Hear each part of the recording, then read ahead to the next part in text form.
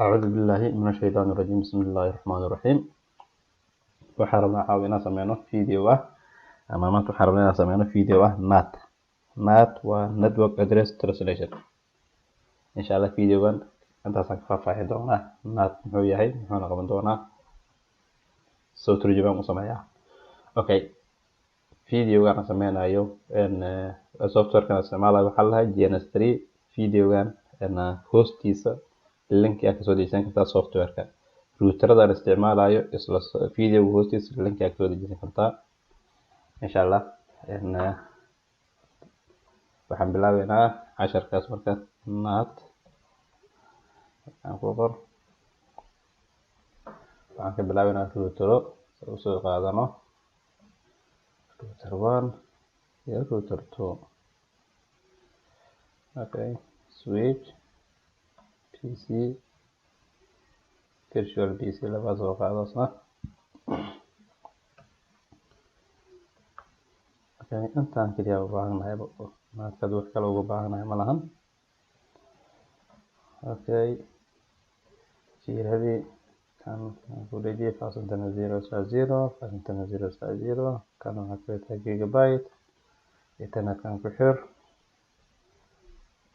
switch kan ka soo qaadana PC2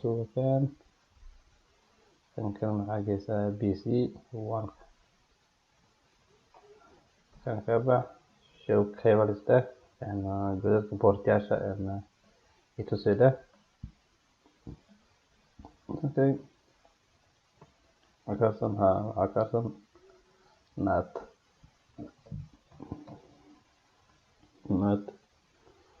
waa network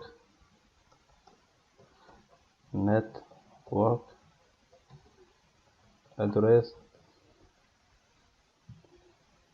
translation.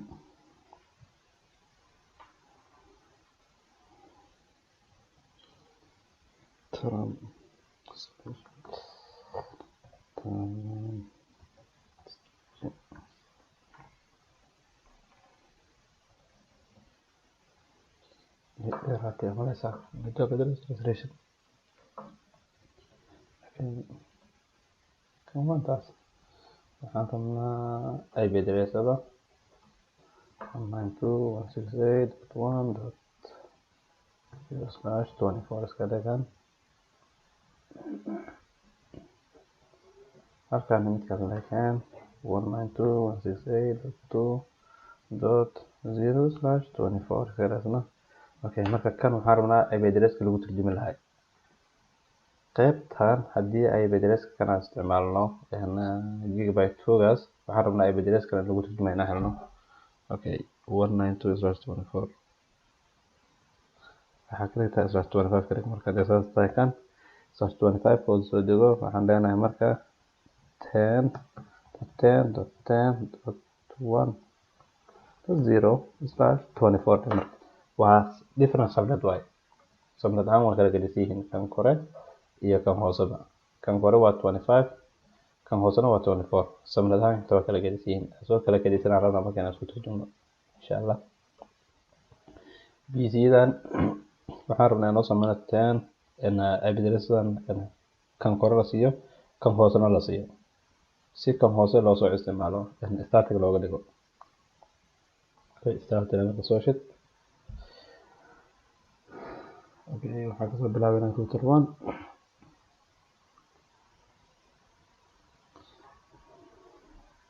router 2 na soo shid kaliya console PC keenasna iyo PC1 ka iyo PC2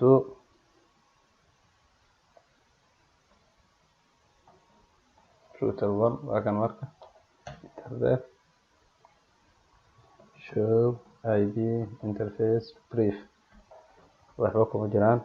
interface-diisa waa faasintana 0/0 configure terminal interface faasintana 0/0 IP address waxaan hanay /24 IP address 192.168.255.255.255.0.0 no shutdown and the halkan ka bax wr confirm like us kan labaadna saan deedna show ip interface brief waxba kuma jiraan configure terminal interface fast internet 0/0 ip address 192.168.1.2 255.255.255.0 asna waa in set ay bedelasaan isku mid ay yihiin waa halkaan ku jirnaa qaybtaas marka waa inuu kaas bin gareyn karaa do pin 192.168.1.1 ma bin gareynayo waxaan ka tagnay no shutdown waa interface-kan waa dansan yahay kan hadda aan sameynay waa kan balse waa dansan yahay ay bedelaskan sameynay waa shutdown marka waa inaan dhahnaa no shutdown hadda caadi uu shaqeynaa duugi ayuu soo celay markaan hadda caadi waa inuu shaqeeyaa markaan waa kaas caadi uu shaqeynaa kan exit and interface gigabyte 1/0 I think was aan qaldanayn waa sax ay bedelaska agdinayna aan dhahnaa muxuu ahaa 192.168.2 okay ip address 192.168.2.1 255.255.255. maxaa slash k waan hanay 25 128 okay no shutdown asna okay exit markaan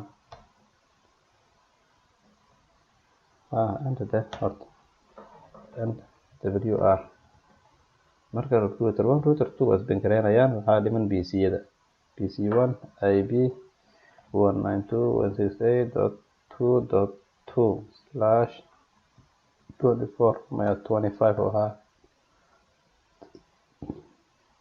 /25 inuu ahaan umaleynayo haddaan qaldanin waa kaas waa siga okay 192.168.2.1 default gateway-giis waa in la siyaasna okay show ip haddaan dhaho waxaa default gateway u kan 2.1 kan kale waa caadiga marka pin default gateway-giis ma bin gareynaa 2.1 abaa qaldan waa isku dhejiyey pin 192.168.2.1 kan qaladka aan sameeyey waxaa waaye halkan isku dhejiyey ay bedelaskii kan ma kala saarin okay hadduu kaa shaqeeyay router 1 kama bin gareynaa waaye 1.1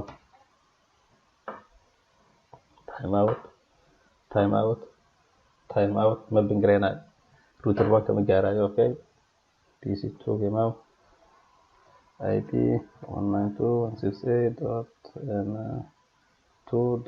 192.168.2.3/25 192.168.2.1 default gateway-giisa loo sameeyey labadan pc marka masbin gareynayaan pin 192.168.2.2 pc kan kale pc1 ku aad bin gareynayaa pc1 bin gareynayo waa okay waxaan fiirinaynaa router 1 ma bin gareynayo isna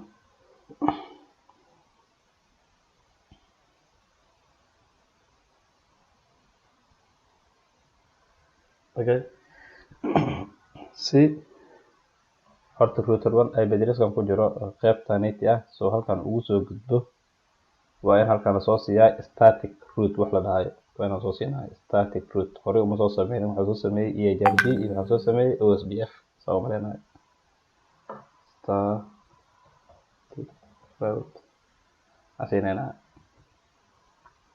okay so waxaan kasoo bilaabanaa router 1ka si aan intaan la gaarin NAT router 1 ka now configure terminal taabo ip route static route waxaa loo sameeyaa waa sidaan ip route 0.0.0.0 ip address-ka intii halkan ku jirto gudbi waaye 00 0.0.0.0 subnet iyo ma kala soconaasna waa lamid 192.168.1.2 waxaa martaa liiray jidkan fast internet router 2 dhinaca NAT maartay fast internet halkan qaybtan maraa liiray static root ka halkaan ka soo baxay halkaan ka soo maro dhinacan soo maro aliyay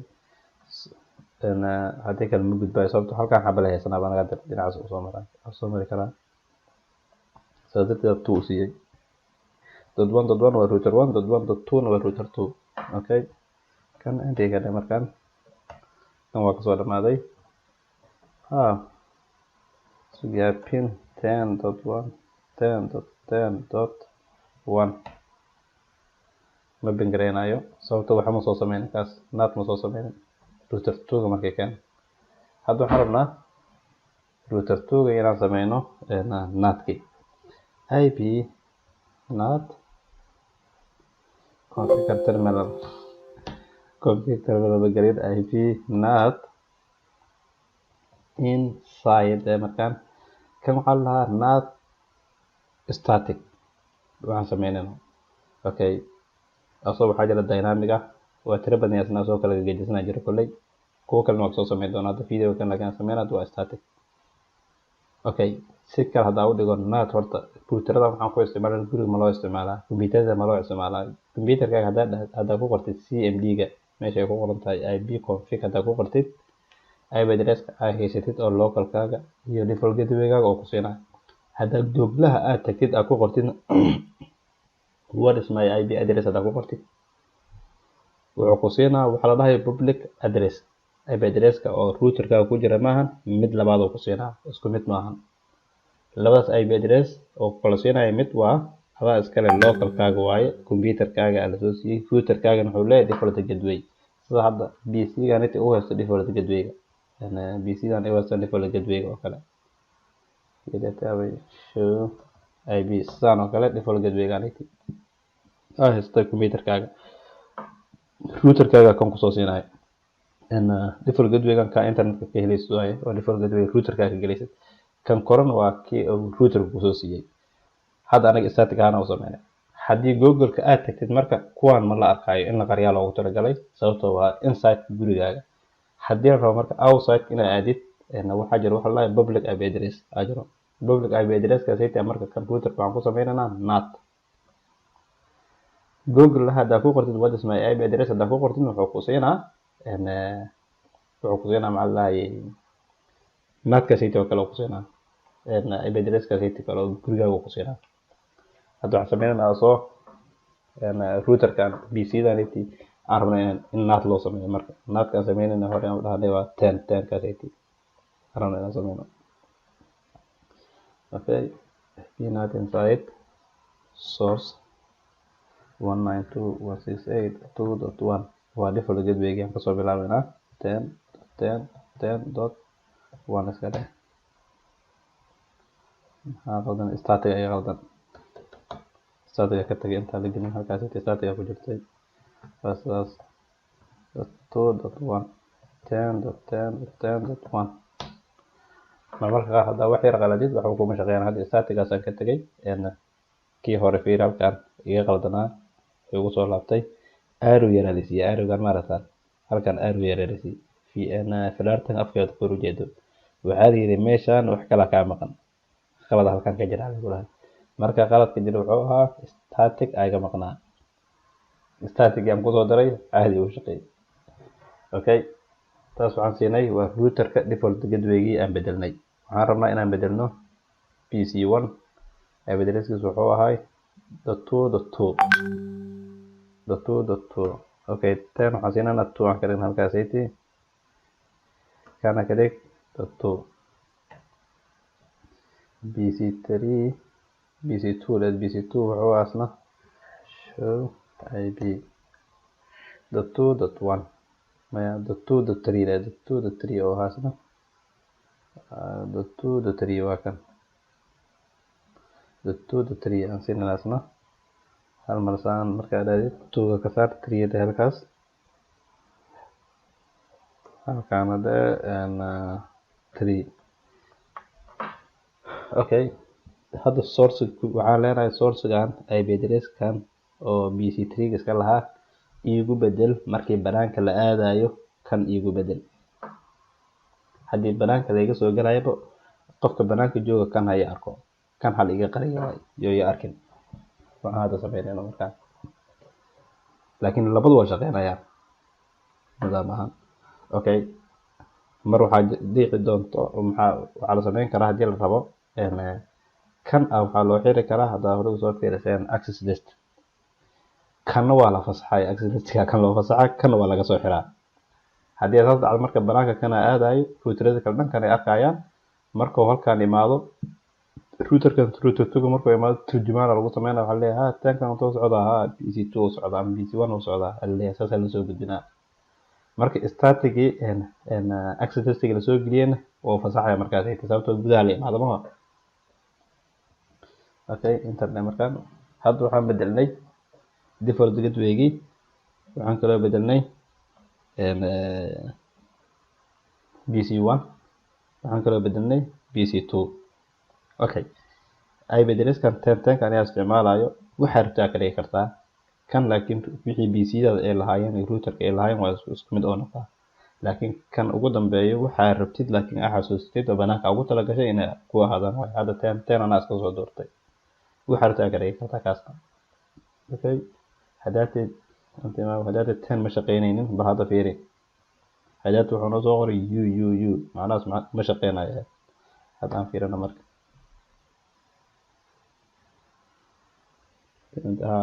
kan waxaa naga maqan weli ma shaqeynayo. sax waa weli ma shaqeynayo. marka hadda intaan u sameyno sax qaybtana soo sameynay, waxaa naga maqan interface-ka inuu balay garay. waxaa naga maqan labada interface. router-kan hadda aan ku jirno router 2ga wuxuu leeyahay laba interface. tan banaanka aadee interface-ka kan banaanka aadaa, kan local-ka gudaha soo galaa, PC-da soo aadaa. marka kan waa inaan gelinaa inside, kan waa inaan gelinaa outside. dadkii soo bartay hore usoo fiirsay videoga access listga saas oo kale waxaa la sameyn jiray interface-ka la gelin jiray access list standard iyo extended labadaba. okay, hadda waxaan leenahay marka interface gigabyte 1 gigabyte 1 1/0 1/0. waxaan leenahay IP NAT inside waa ka saar inside iyo outside aan leenahay bes. okay, kan ka bax marka exit. hadda waxaan sameynay inside-kii aan sameynay, waxaa naga dhiman haddana outside naga maqan. interface pass internet 0/0 IP NAT and outside. hadda marka waa inuu shaqeeyaa. hadda waa artaa inside iyo outside waa kala gelinay. pass internet 0/0 iyo gigabyte 1/0. okay, router waa kii data inuu shaqeeyo aaway waa kan soo maahin tana fiiri. hadda marka waa inuu shaqeeyaa.